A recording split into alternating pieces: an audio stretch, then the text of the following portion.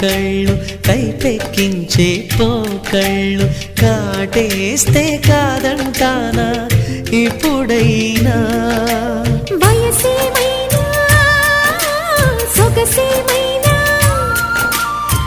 మరపించే మనసేమైనా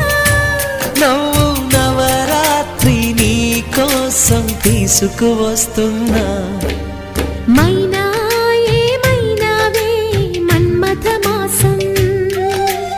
అయినా ఎంతైనా ఇది మెత్తని మోసం